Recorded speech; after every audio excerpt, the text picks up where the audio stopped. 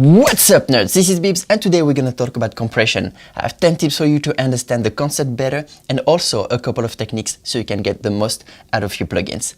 Let's go.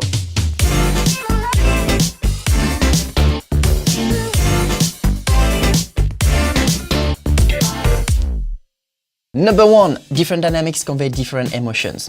If you compare the audio waveform of a classical music piece to a dance music track, you're gonna see they look very different. Classical music has a wide dynamic range, so you'll see peaks and valleys. On the opposite, dance music is very compressed, meaning there's little room between the quietest and the loudest parts. So the audio waveform will look a lot more squashed and even throughout. Each style of music has its own energy, and you can change that feel with different dynamics. So keep in mind that compression is not just a volume thing, it's also part of the storytelling. Number 2, transparency versus tone shaping. Every time you choose a compressor, you should ask yourself the following question.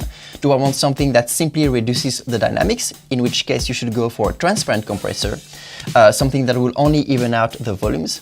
Or do I want a plugin that will actually add character to the sound by compressing some frequencies more than others? Some of those will work best on vocals, others on bass, and that's why there's so many plugins out there, because they each have their own personality.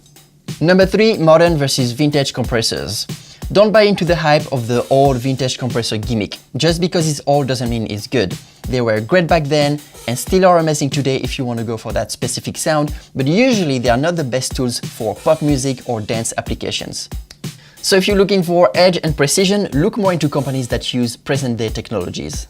Number 4, as you know, louder is better. And when you are tweaking your compressor, it's easy to think that you are improving the sound, when in reality, you're just turning up the volume.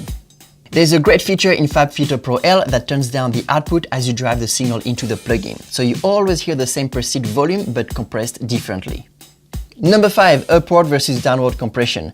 They both reduce the dynamic range, but one does it by turning down the loudest signal and the other one by turning up the quietest. Downward compression is by far the most common. In fact, it's even implied when you see the word compression by itself. On the other hand, upward compression is barely ever mentioned. It took me a couple of years until I hear about it for the first time. And now I use it on almost all of my projects. The big advantage of upward compression is that your transients are not being affected, since you're turning up the quietest signal without touching the rest. It's hard enough to craft a nice transient, so don't let any downward compressor ruin it for you. Number 6, attack, sustain, release are all parameters that will change how quick your compressor reacts to the sound. So try to be musical about it. The way the compression is pumping can really serve the groove of your song. Number 7, sometimes all you want to do is trim the transient. You just did a whole bunch of processing and now you have this big spike at the beginning of your sound. Using a compressor would probably be overkill, but using a wave shaper or a transient designer would do just fine, and probably less CPU demanding. Number 8, if you can find the right compressor or the right setting for a specific task, just draw an automation or a volume envelope into your audio clip. This way you can be very precise and see exactly what you're doing. Number 9, I prefer to use multiband compression over EQ when it comes to taming down frequencies. The fact that it reacts in real time to the sound coming in is more natural to me than any traditional equalizer. The problem is that they are usually CPU demanding, so I try to be economical about it and use them only on sensitive elements, such as vocals or guitars. And number 10, you can reduce the dynamics with distortion, since you're crushing all frequencies together. It's gonna sound nothing like the original, but technically, you're compressing, just in a very creative way. That's it for today, I hope you liked it. How many compressors do you have in your arsenal? Let me know in the comments below.